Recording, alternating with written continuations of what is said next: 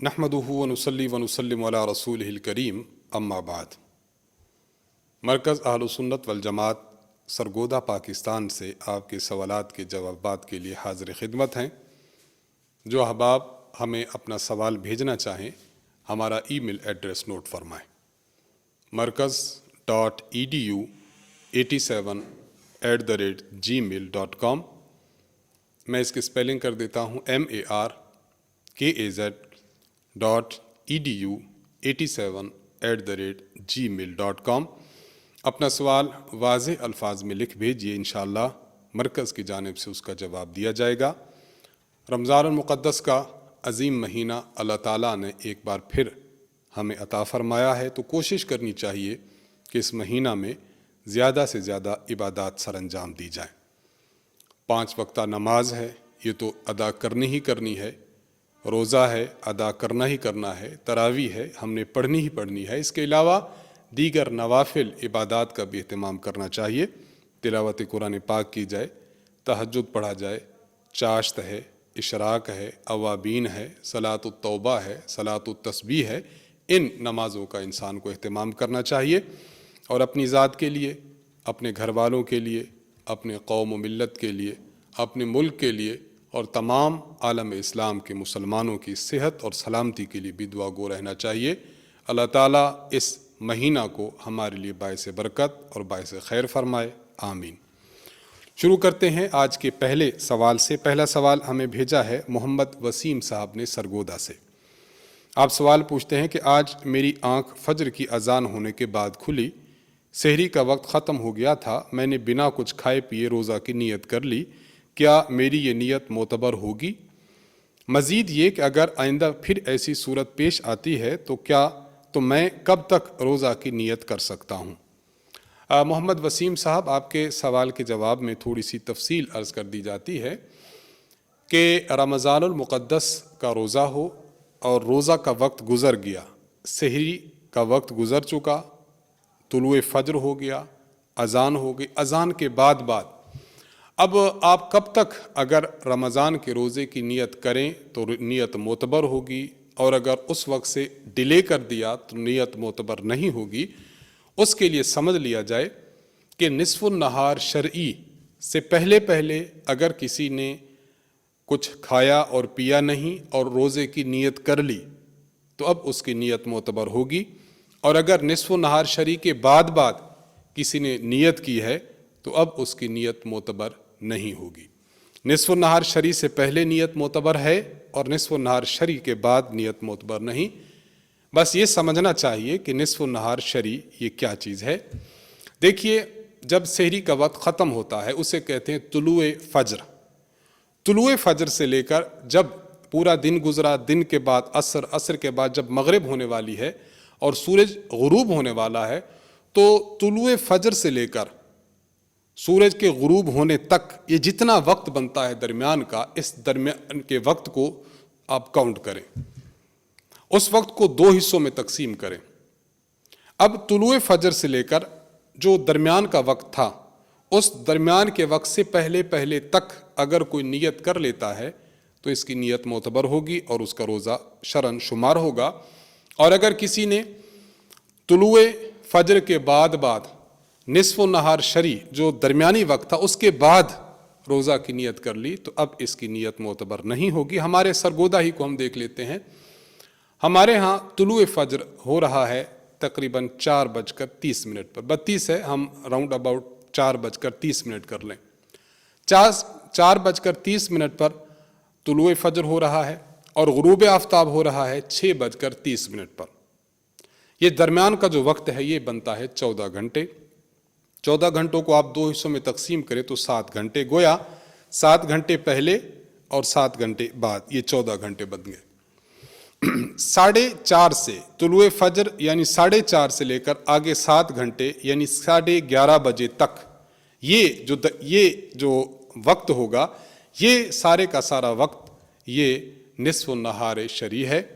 ये जो दरमियान का वक्त है ये निस्फ़ुन नहार बनता है। अब आपने इस 11:30 से पहले पहले अगर रोज़ा की नीयत कर ली है तो आपकी नीयत मोतबर होगी, और अगर 11:30 के बाद नीयत की है تو اب یہ نیت معتبر نہیں ہوگی۔ یہ میں عرض کر رہا ہوں سرگودہ کے اعتبار سے، اگر کسی شخص کا علاقہ دوسرا ہے تو وہ اپنے علاقہ کے اعتبار سے کاؤنٹ کر لے کہ نصف النہار شرع کا وقت کیا بنتا ہے، بس اس سے پہلے اگر نیت کر لیا کرے، بشرطے کہ کچھ کھایا پیا نہ ہو، تو پھر اس کی نیت معتبر ہوگی اور اس کا روزہ شرعاً درست شمار ہوگا۔ سکندر علی صاحب پشاور سے آپ سوال کرتے ہیں کہ میرے والد صاحب کی عمر 85 سال ہے، بہت زیادہ کمزور ہیں، روزہ رکھنا ان کے لیے ممکن نہیں ہے، تو ان کے بارے میں کیا مسئلہ ہے؟ کیا وہ اپنے روزوں کا کفارہ دے سکتے ہیں یا نہیں؟ اور 30 روزوں کا کتنا کفارہ ہے؟ پہلی بات تو یہ سمجھیں کہ اگر کوئی شخص روزہ نہیں رکھ سکتا، ضعیف اور کمزور ہے، تو ہر روزہ کے بدلے میں وہ صدقہ دیتا ہے، اس صدقہ کو کفارہ نہیں کہا جاتا، اس صدقہ کو فدیہ کہا جاتا ہے۔ آپ کے والد صاحب چونکہ روزہ رکھنے سے قاصر ہیں، اس لیے وہ ہر روزے کے بدلے میں ایک صدقۃ الفطر فدیہ دے دیا کریں۔ جب رمضان شریف شروع ہو جائے تو جس شخص نے فدیہ دینا ہو اس کے لیے ایک آپشن تو یہ ہے کہ ہر روزے کے بدلے میں ایک روزے کا فدیہ دیتا جائے، یعنی ایک صدقۃ الفطر کی مقدار دیتا جائے۔ صدقۃ الفطر یا تو گندم سے دینا چاہے تو 2 کلو تقریباً گندم دے، اگر جو، کشمش اور کھجور سے دینا چاہے تو تقریباً 4 کلو یہ چیزیں دے دے۔ تو اس کے لیے ایک آپشن یہ ہے کہ ہر روزہ کے بدلے میں ایک صدقۃ الفطر بطور فدیہ کے کسی مستحق زکوٰۃ شخص کو دیتا جائے۔ اور یہ بھی کیا جا سکتا ہے کہ جب رمضان شروع ہو جائے تو رمضان شروع ہونے کے بعد پورے 30 دنوں کا فدیہ بھی کسی ایک مستحق شخص کو دیا جا سکتا ہے۔ تو اس ترتیب سے آپ کے والد صاحب اگر اپنے روزوں کا فدیہ دینا چاہیں تو بالکل دے سکیں گے۔ اور ایک بات یہ ذہن میں رکھی جائے، اگر اللہ تعالیٰ نے انہیں آئندہ زندگی میں صحت دی ہو اور وہ روزہ رکھنے پر قدرت حاصل ہو جائے انہیں، تو پھر ان کے لیے روزہ رکھنا ہی ضروری ہوگا۔ جو پہلے دیا ہوا فدیہ ہے یہ فدیہ ان کا نفل شمار ہو جائے گا، یہ ان کا صدقہ شمار ہو جائے گا اور ان پر روزہ رکھنا یہ ضروری ہوگا۔ امیر محمد صاحب کراچی سے سوال کرتے ہیں کہ تراویح کتنی رکعت پڑھنی چاہیے؟ اس پر کوئی دلیل ہو تو برائے کرم شیئر کیجیے، جزاک اللہ۔ تراویح 20 رکعت پڑھنی چاہیے، 20 رکعت سے کم تراویح نہیں پڑھنی چاہیے۔ مستقل دلائل اگر آپ نے ملاحظہ کرنے ہوں تو ہمارے استاذ محترم حضرت متکلم اسلام مولانا محمد الیاس گھمن صاحب دامت برکاتہم نے ایک فائل نوٹس مرتب کیے ہیں 20 رکعت تراویح کے عنوان سے۔ وہ فائل ہماری ویب سائٹ www.anafmedia.com پر موجود ہے، وہاں سے بھی ڈاؤن لوڈ کی جا سکتی ہے، اور اگر آپ مرکز رابطہ کریں تو مرکز سے بھی آپ اسے منگوا سکتے ہیں۔ ملاحظہ فرمائیے، اس میں انشاءاللہ آپ کو مکمل دلائل مل جائیں گے۔ سر دست آپ کے لیے 2-3 روایات پیش کی جاتی ہیں تاکہ معلوم ہو جائے کہ تراویح 20 رکعت ہے اور یہ دلائل سے ثابت ہے۔ دلیل نمبر 1، مصنف ابن ابی شیبہ میں امام ابو بکر ابن ابی شیبہ رحمہ اللہ نے حدیث نمبر 7774 نقل کی ہے حضرت عبداللہ بن عباس رضی اللہ عنہما سے۔ حضرت عبداللہ بن عباس رضی اللہ عنہما ارشاد فرماتے ہیں ان رسول اللہ صلی اللہ علیہ وسلم کان یصلی فی رمضان 20 رکعتا والوتر۔ حضور علیہ الصلوۃ والسلام رمضان المبارک کے مہینہ میں 20 رکعت اور وتر پڑھا کرتے تھے۔ یہ 20 رکعت اسی تراویح کو کہتے ہیں، یہ تراویح ہی تھی جو حضور علیہ السلام پڑھا کرتے تھے۔ اس روایت کو تمام امت نے عمل کے لیے لیا ہے، تمام امت کا اس روایت پر عمل ہے۔ اسے علماء کی زبان میں کہا جاتا ہے تلقی امت بالقبول، کہ امت نے اس پر عمل کر کے اس کو قبول کیا ہوا ہے، اور جو روایت امت عمل کر کے قبول کر لے وہ روایت صحیح ہوتی ہے، لہذا اصولی طور پر یہ روایت صحیح ہے۔ دلیل نمبر 2، امام سہمی رحمہ اللہ نے اپنی کتاب تاریخ جرجان صفحہ نمبر 317 پر حضرت جابر بن عبداللہ رضی اللہ عنہ سے روایت نقل کی ہے۔ وہ فرماتے ہیں خرج النبی صلی اللہ علیہ وسلم ذات لیلۃ فی رمضان، حضور علیہ السلام رمضان کی ایک رات کو اپنے گھر سے باہر تشریف لائے، فصلی الناس 24 رکعۃ واوتر ب3، حضور علیہ الصلوۃ والسلام نے 4 رکعتیں پڑھائیں، پھر 20 رکعتیں پڑھائیں، پھر آپ نے 3 وتر پڑھائے۔ یہ 4 رکعتیں یہ عشاء کے فرض تھے، 20 رکعت یہ تراویح تھی، اور 3 رکعت یہ وتر تھے۔ تو اس سے بھی ثابت ہوا کہ پیغمبر علیہ الصلوۃ والسلام سے جو تراویح پڑھانا ثابت ہے وہ 20 رکعت تراویح ہے۔ دلیل نمبر 3، مسند ابن الجعد میں حدیث نمبر 2825 میں حضرت صائب بن یزید فرماتے ہیں، کانوا یقومون علی عہد عمر فی شہر رمضان ب20 رکعۃ۔ صحابہ کرام رضی اللہ عنہم اور تابعین رحمہم اللہ حضرت عمر بن خطاب رضی اللہ عنہ کے دور میں 20 رکعت پڑھتے تھے۔ تو رمضان شریف کے مہینہ میں 20 رکعت پڑھتے تھے، یہ بھی اس بات کی دلیل ہے کہ تراویح 20 رکعت ہے، اور پوری امت کا اس پر اجماع ہے، ائمہ اربعہ کا اس پر اجماع ہے کہ تراویح 20 رکعت سے کم نہیں ہے، 20 رکعت تراویح ہے۔ تو یہ میں نے 3 دلیلیں آپ کی خدمت میں عرض کر دی ہیں۔ مزید مستقل دلائل اور مکمل گفتگو دیکھنی ہو تو استاذ محترم حضرت متکلم اسلام مولانا محمد الیاس گھمن صاحب دامت برکاتہم کی مرتب کردہ فائل 20 رکعت تراویح میں ملاحظہ فرما لیں۔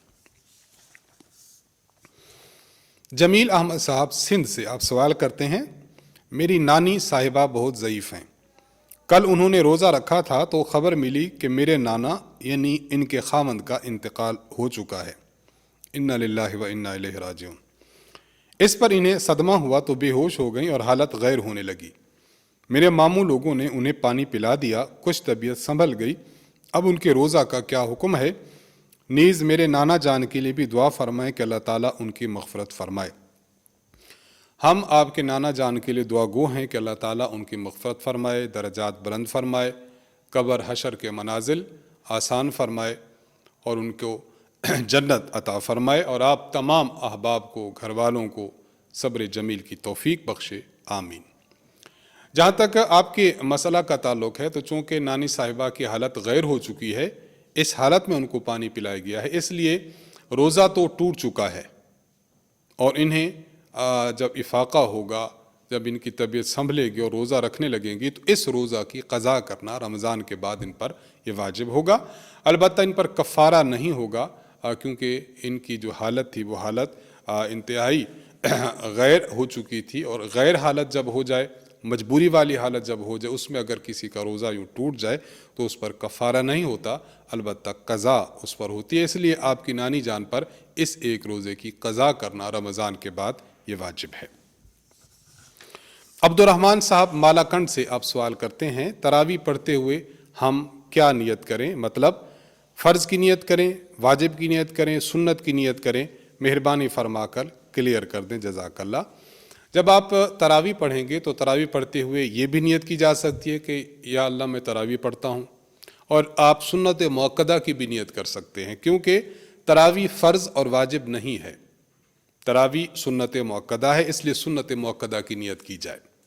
علامہ علاء الدین محمد بن علی الحسکفی الحنفی رحمہ اللہ اپنی کتاب در مختار میں ارشاد فرماتے ہیں، التراویح سنت مؤکدۃ لمواظبۃ الخلفاء الراشدین رضی اللہ عنہم۔ تراویح سنت مؤکدہ ہے کیونکہ خلفاء راشدین رضی اللہ عنہم اجمعین نے تراویح پر ہمیشگی اور دوام اختیار فرمائے، جو اس بات کی دلیل ہے کہ تراویح سنت مؤکدہ ہے، اس لیے سنت مؤکدہ کی نیت کی جائے۔ مراد علی صاحب جھنگ سے آپ سوال کرتے ہیں کہ روزہ کی حالت میں انجیکشن لگوانا کیسا ہے؟ اگر کسی کو مجبوری ہے، بیمار ہے، انجیکشن اس کو لگتے رہتے ہیں اور انجیکشن لگوا لیتا ہے تو اس سے روزہ پر فرق نہیں پڑتا۔ انجیکشن لگوانا روزے کی حالت میں بالکل درست ہے، چاہے انجیکشن جو ہے وہ مسل کا ہو، چاہے وین کا ہو، گوشت کا ہو، چاہے وریدی انجیکشن ہو، ہر 2 قسم کا انجیکشن لگوانا درست ہے۔ البتہ ایک بات یہ ذہن میں رکھ لی جائے، ایک شخص کو روزہ رکھنے کی وجہ سے کمزوری ہو چکی ہے، تو اس کمزوری کو دور کرنے کے لیے انجیکشن لگواتے، تو اب انجیکشن لگوانا مکروہ ہے۔ کوئی شخص ڈرپ لگوا لیتا ہے اس سچویشن میں کہ اس کو روزہ رکھنے کی وجہ سے کمزوری ہو چکی ہے، تو اب اس کے لیے ڈرپ لگوانا ممنوع ہے اور مکروہ ہے۔ اور اگر عام روٹین میں بیماری کے طور پر لگواتا ہے تو پھر جائز ہے۔ البتہ یہ بات بھی سمجھ لینی چاہیے کہ کسی نے کمزوری دور کرنے کے لیے بھی انجیکشن یا ڈرپ لگوا لی تو مکروہ تو عمل ہے لیکن اس کا روزہ ٹھیک ہوگا، روزہ اس کا نہیں ٹوٹے گا۔ محمد قاسم صاحب مردان سے آپ سوال کرتے ہیں کہ میری اہلیہ نے آج روزہ رکھا تھا تو انہیں مینسز شروع ہو گئے، اب ان کا کیا حکم ہے، وہ روزہ رہا یا نہیں، اور آئندہ کیا حکم ہے، تفصیل سے جواب عنایت فرمائیں، جزاک اللہ۔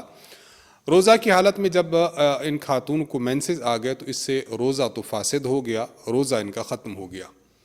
اب ان کے ذمہ رمضان کے بعد اس روزہ کی بھی اور جتنے ایام ان کو مینسز رہا ان تمام ایام کی قضا کرنا لازم ہے۔ پہلی بات تو یہ سمجھ لیں۔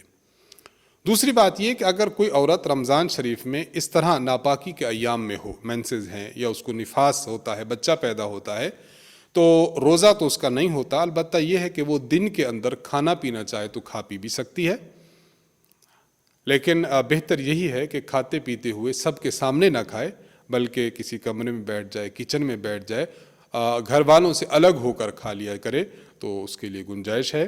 تو یہ ان کا مکمل مسئلہ ہے، روزہ تو ان کا ختم ہو گیا، البتہ اس روزہ کی اور جتنے دن جو ہے وہ مینسز رہیں گے ان تمام ایام کی قضا کرنا ان کے ذمہ لازم ہوگا۔ ظہیر احمد صاحب نارووال سے سوال کرتے ہیں کہ مفتی صاحب ایک مسئلہ دریافت کرنا ہے، پچھلی رات ہمارے امام صاحب نماز میں تاخیر سے پہنچے، جماعتی احباب میں سے ایک نے فرض پڑھا دیے، امام صاحب جب پہنچے تو فرض ادا ہو چکے تھے، انہوں نے اپنے فرائض الگ پڑھے اور بعد میں تراویح اور وتر پڑھائی، کیا ان کا یہ عمل درست ہے؟ ظہیر احمد صاحب نارووال سے جو سوال کر رہے ہیں ان کا خلاصہ یہ ہے کہ جس امام نے تراویح اور وتر پڑھانے تھے وہ امام اس جماعت میں شریک نہیں ہو سکا، جماعت ہو چکی تھی فرض کی، یہ شخص بعد میں آیا، فرض اپنے پڑھے، پھر اس نے جماعت کروائی، تو یہ پوچھنا چاہ رہے ہیں کہ کیا اس کا جماعت کروانا درست ہے؟ جی ہاں، بالکل درست ہے۔ جس امام نے اس جماعت کے ساتھ اپنے فرض نہیں پڑھے، بعد میں پڑھ کے لیے پھر اسی جماعت کو تراویح پڑھانا چاہے اور وتر پڑھانا چاہے تو بالکل پڑھا سکتا ہے، اس میں کوئی حرج کی بات نہیں ہے۔ محمد عبداللہ صاحب سندھ سے آپ سوال کرتے ہیں کہ اگر ہم لوگ تراویح 2 رکعت پڑھنے کے بجائے 4 رکعت پڑھیں، 4 رکعت پڑھا کریں تو یہ کیسا ہے؟ جواب دے کر شکریہ کا موقع دیں۔ دیکھیے، تراویح پڑھتے ہوئے جو متوارث اور متواتر عمل ہے وہ یہی ہے کہ تراویح 2 رکعت پڑھی جائے، 2 رکعت پڑھیے سلام پھیر دیجئے، 2 رکعت پڑھیے سلام پھیر دیجئے، 4 رکعت اکٹھی پڑھنا ایک سلام کے ساتھ، یہ اس متوارث اور متواتر عمل کے خلاف ہے، اس لیے یہ مکروہ ہوگا اور اس طرح تراویح پڑھنا یہ درست نہیں ہوگا۔ اس لیے صحیح متوارث متواتر عمل جو چلا آ رہا ہے اسی کے مطابق تراویح پڑھیے کہ آپ 2 رکعت پڑھیں سلام پھیر دیں، 2 رکعت پڑھیں سلام پھیر دیں۔ اور میں نے آپ کو جو پہلے تراویح کی روایات عرض کی ہیں ان میں مزید ایک روایت اور بھی سمجھ لیجئے جو 20 رکعت تراویح کی بھی دلیل ہے اور محمد عبداللہ صاحب کی اس سوال کی بھی جواب کی بھی وہ دلیل بن جائے گی۔ حضرت علی رضی اللہ تعالی عنہ سے مسند امام زید میں مروی ہے، صفحہ نمبر 158 اور 159 میں، حضرت علی رضی اللہ تعالیٰ عنہ رمضان شریف کے مہینہ میں آپ نے اس شخص کو بلایا جس نے لوگوں کو نماز تراویح پڑھانی تھی، آپ نے ان کو چند حکم دی۔ ایک حکم یہ تھا ان یصلی بہم 20 رکعۃ، پہلا کام یہ کرنا ہے کہ آپ نے لوگوں کو 20 رکعت پڑھانی ہے، یعنی 20 رکعت تراویح پڑھانی ہے۔ نمبر 2، یسلم فی کل رکعتین، ہر 2 رکعت کے بعد آپ نے سلام پھیر دینا ہے۔ تو اس سے بھی یہ معلوم ہوا کہ دور صحابہ سے جو عمل متواتر چلا آ رہا اس پر روایت بھی موجود ہے، وہ یہی ہے کہ 2 رکعت پر سلام پھیر دیں۔ پھر آپ نے ارشاد فرمایا وَيُرَاوِحَ مَا بَيْنَ كُلِّ 4 رکعات، ہر 4 رکعت پڑھنے کے بعد، یعنی 2 رکعت پڑھی سلام پھیر دیا، 2 رکعت پڑھی سلام پھیر دے، 4 رکعت ہو گئیں۔ 4 رکعت کے بعد لوگوں کو کچھ دیر کا وقفہ دے دیجئے، فَيَرْجِعُ ذُو الْحَاجَةِ وَيَتَوَضَّأُ الرَّجُلُ، تاکہ کسی کو کوئی ضرورت ہے، کوئی تقاضا ہے تو وہ کر کے آ جائے، کسی نے وضو نیا بنانا ہے وہ وضو بنا کے آ جائے، تو آپ نے یہ فرمایا۔ اور آخر میں فرمایا وَأَن يُوتِرَ بِهِم مِّنْ آخِرِ اللَّيْلِ حِينَ الْانصِرَافِ، جب تراویح مکمل ہو جائے تو اس کے بعد پھر لوگوں کو وتر پڑھا دیے جائیں تاکہ لوگ پھر چلے جائیں۔ تو یہ روایت 20 رکعت تراویح کی بھی دلیل ہے، اور اس بات کی بھی دلیل ہے کہ 2 رکعت نماز پڑھنی چاہیے تراویح، 4 اکٹھی نہیں پڑھنی چاہیے۔ تو بہرحال آپ نے جو سوال پوچھا ہے اس کا میں نے تفصیلی جواب عرض کر دیا کہ یہ متوارث اور متواتر عمل کے خلاف ہوگا، اس لیے آپ نے محض 2 رکعت ہی پڑھنی ہے اور 4 رکعت نہیں پڑھنی۔ فرحان علی صاحب ملتان سے آپ سوال کرتے ہیں کہ روزہ کی حالت میں مسواک کرنا کیسا ہے؟ بعض مرتبہ مسواک نئی اور تازی ہو تو اسے چبانے کی صورت میں اس کا عرق نکلتا ہے، تو کیا اس طرح مسواک کرنا درست ہے؟ دیکھیے، روزہ کی حالت میں مسواک کی جا سکتی ہے، جس طرح عام حالات میں مسواک مسنون ہے، اسی طرح روزہ میں بھی مسواک کرنا مسنون ہے۔